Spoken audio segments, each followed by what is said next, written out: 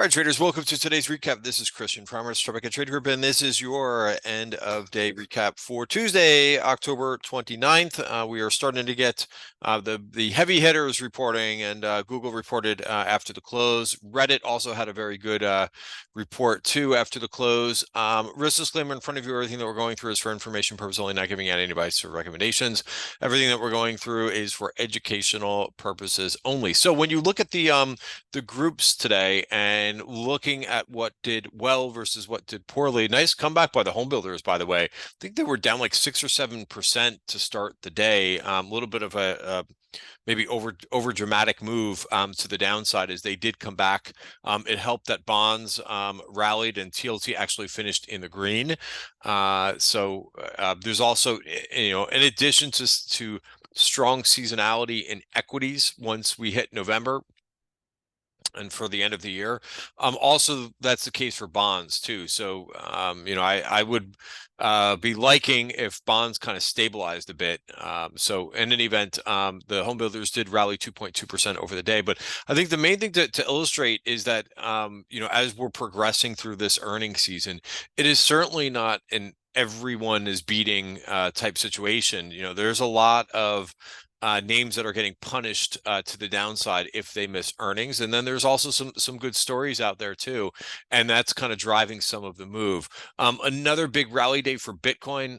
We can kind of, even before I look at the SPY chart, I think that's been one of the most, oops, let me bring up BTC.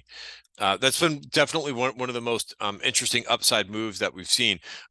So again, we've got to the top of the range. Maybe this was the biggest move I think we've seen so far, other than this candle here outside of these two candles outside of the value area. So really nice movement there in Bitcoin. You're going to get MSTR that's going to report tomorrow. Some of these, this looks a little bit extended to me. So, if you're, if you want to reload in some of these names, if you've taken profits in some of these names, you probably want to see them digest a little bit, maybe come back in here to this new November top of value area. Again, it's new. We're not in November yet, but you can kind of cheat and look at the volume profile that's developing. It won't be perfect because we still have a couple more days of October, but maybe a move back down to here to 228 would be a good place for this. I remain long Hood, which continues to glide up. I'll probably reduce this going into earnings, but these names have been really, really strong. DAPP, which is an ETF that I've been following to kind of track some of these names. MSTR is the biggest weight in there. Coin is the second. That's pausing right at that previous high right now. Again, makes sense given the move. This has gone from 1150 up to 1450, so very, very strong. Let's get to Google, and then I'll go over the averages. Google, I was talking about this over the weekend. I tweeted this out and I said this looks like a pretty good chart. So I think that the expectations were low enough. Everybody worried about, there's a lot of negative news that's priced into this.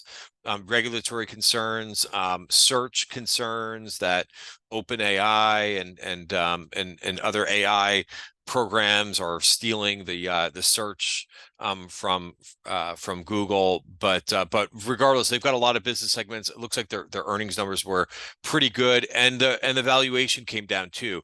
And I went long Google for earnings, and this just looks like such a nice pattern to me. Left shoulder, head, right shoulder, maybe a second right shoulder. These head and shoulders patterns or inverse head and shoulders pattern in this situation, they're never exactly perfect, but you can kind of get a good idea of what's happening here. And I think that upside VPOC at 180, 150 would be something to target to the upside. So, I think I think that there's a little bit of FOMO in the tape today. You looked at, if you look at all of these names, not all of them, but a couple of the Mag 7 names, if you want to call them that. The FANG names, there's a couple of them that haven't done anything. And again, I talk about this all the time in my videos, especially in the weekend video. I talked about how, if names do miss, they kind of become dead money. for the most part until the next quarter. That's what happened to Google. Google fell, hadn't done anything. It's the same thing that's happened to Microsoft. But we got a new quarter. Like this is where management redeems themselves.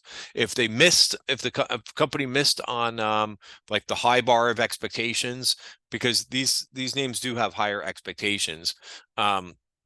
They don't do much over the quarter, and certainly Microsoft was one of those names that hasn't done much over the last 3 months. It's been really an underperformer. So we'll see if they deliver tomorrow. We've got a lot more earnings reports. Let's see if I have the right screen.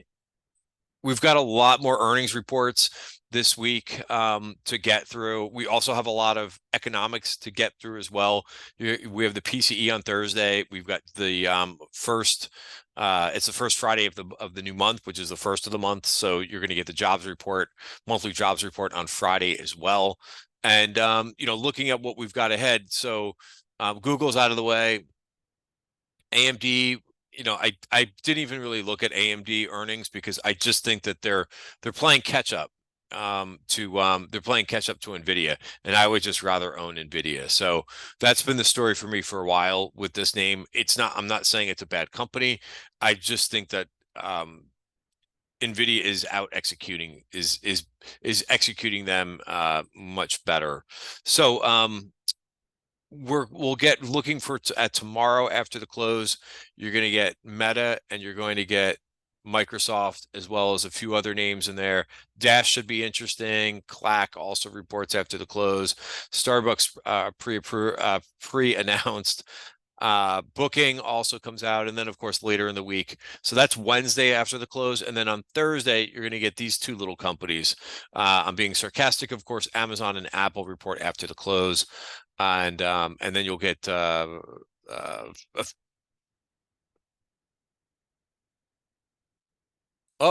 Keith Gill, Roaring Kitty, is no longer has a stake in Chewy. Sorry. All right, so far not that big of a move. I would think that the stock would be tanking on that news, but in any event, Roaring Kitty no longer has a stake in this name. So I got interrupted there, but that's what we've got for the calendar ahead. Let's go ahead and look at what the indices are showing us. Again, these names are the S&P. I think it's about 23% of the S&P. Those names make up the Google, the Meta, the Microsoft, the Apple, the Amazon. It's a big weight in the SPY. So the one thing that I think is kind of interesting here is that notice that the 5-day and the 20-day moving averages are starting to come together. Notice the last time that this happened, right? We had kind of a similar move here. Looking at the end of September and the beginning of October, right? Again, it's not going to be perfect looking, but isn't this digestion very similar looking? Again, I'm more optimistic about the future. I think that we also need to get through the election, right? Because again, regardless of what I think about the election or what anybody else thinks about the election on X, Twitter, or whatever, institutional players are the ones who drive the market, and they may want to get that uncertainty out of the way. Also, a lot of the company buyback plans are off right now. They'll turn on once in about a week or so, as more and more earnings kind of get further behind us. You'll see more of the buyback plans kind of come online. So I think, again, you always have to be, a risk manager and watch your downside risks. But overall, this is not a bad looking setup, I think, going forward. It just has to materialize, right? Like anything else, you do some planning, put some trades on, and unfortunately, sometimes you have to take trades off if the setups don't work. Here's what the Qs look like too. All kinds of jumbled, price action here since we took out this VPOC, but we've been trying to get higher here. So I think tomorrow will be a big day. Meta and Microsoft. We'll see how those two names go. Probably the biggest expectations, I think, for the bunch are probably Meta. And Meta had a great day today. Why do I think that out of the group? Because this is the one that's really rallied the most out of the group. And again, why did this name rally over the other ones?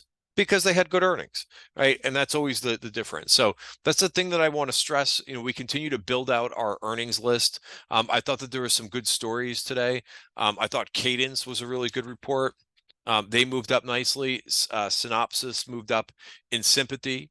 After hours here, we got Reddit, which is reporting some really good numbers. So again, look at this move in Reddit. That's definitely that's not bad. So we've got some good moves, definitely some good moves. Taking a little bit of a deeper look at the different groups in technology. Software actually came out to new highs today. I mean, very nice. IGV. Now, someone said to me, I just want to make sure I try to, point things out whenever there's always a lot of misconceptions that you hear. One of which is, oh, geez, there's really not that much volume in this ETF today.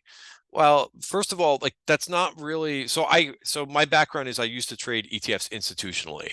And if someone had a big order to do, and that's what we used to do is facilitate block orders for big hedge funds and institutions.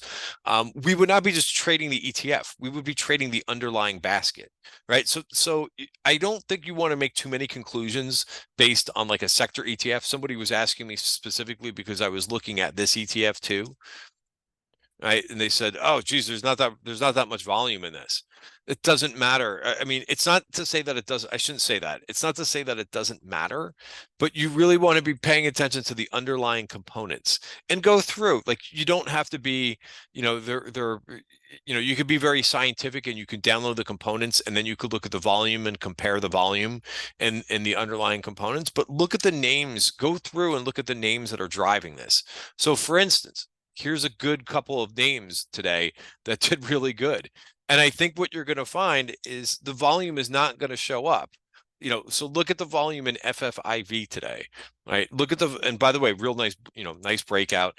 LDOS, which I think people forget about this name. Did this name have big volume today on earnings? Absolutely. But that doesn't go into the volume of the ETF, right? So you've got to be you have to be aware of that, and don't just take that. Don't just look at the volume, right? Because at the end of the day, right now there's buying and selling that happens in the ETF too, but the ETF is a function of what?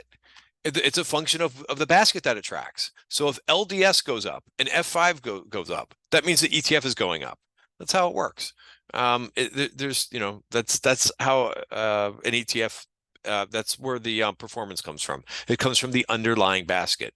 RBRK, what can there's a lot of buying in this one. I think this looks like a great chart. Sideways, sideways, sideways. If you think that you missed it, I mean, okay, this was a nice move from 39 bucks to 42. That's a nice little move there.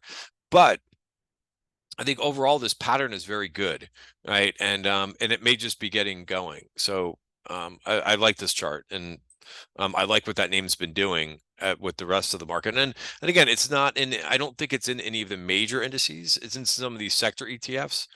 Broadcom had an announcement today that somebody is wants to. I think OpenAI, they're developing a chip, but this looks good, and I think you go up and down some of the top names. This is TSM, still needs some work to do. Maybe probably needs to retake this 5-period moving average. But remember, strong earnings. Like I have a feeling this name returns to 52-week highs. Another name that I don't see many people talking about, but is one of my favorite charts, is this MTSI.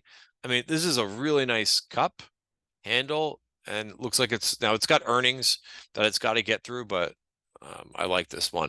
Another name that I sometimes I like to go after names that nobody's talking about, right? Because Twitter, like everybody looks at the same name, and I get it. There's been a lot of good momentum in some of those names, but I kind of like Arista Networks, right? I get it. It's a little bit of a slower mover. It's not going to move up as fast as,